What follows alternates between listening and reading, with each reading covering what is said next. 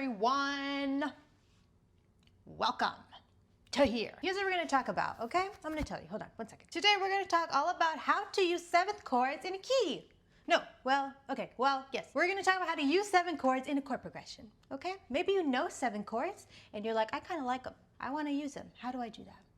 I'm going to tell you. So 7 chords have chord qualities just like any diatonic chords to a key. So a simple way to build a chord progression with 7 chords is to basically swap out the 7 chord equivalents, right, of the regular diatonic chords. So for example, all the major chords in a key, we could swap out for major 7th chords with the exception of the 5 chord, which we'll talk about in a moment. So basically, instead of playing the major chords in your key as a regular major, you would play them as major 7ths. And the same for minors. Instead of playing all your chords in your key as a regular minor, you could play them as minor 7ths. And so now what about that 5 chord and the 7th chord? The 7 is a diminished chord naturally, so how do we play that as a 7th chord? Well, the 5 chord in any major key could be swapped out for a dominant 7th chord, and the 7th chord could be swapped out for a half diminished 7th chord. And I'll link some videos down below where I explain why that is, because it might just be a little long to explain right now, but I'll link some videos. So great, now we know which regular chords in our key we could do a little swippy swapper for 7th chords. So let's say we're playing a 1-6-4-5 chord progression. We could play the 1 chord as a major 7th, the 6 chord as a minor 7th, the 4 chord as a major 7th, and the 5 chord as a dominant 7th. And we're going to do that in the key of G major. So those chords are going to be G major 7th, E minor 7th, C major 7th, and D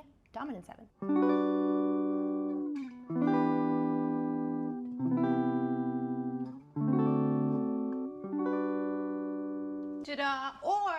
Or we could just play a few of them as 7 chords. So we could play, for example, the 1 and the 6 as the regular diatonic chords and the 4 and the 5 as 7th chords. Sorry, I just stopped for a chocolate break. Hold on. I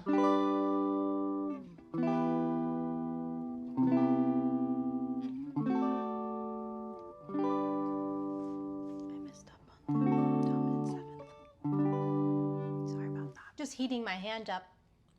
That's all. Heating it like a cold turkey. Here's a question for everyone. Does anybody else get really bad hand pain after a few minutes of playing and then you have to heat it up to get it to work again?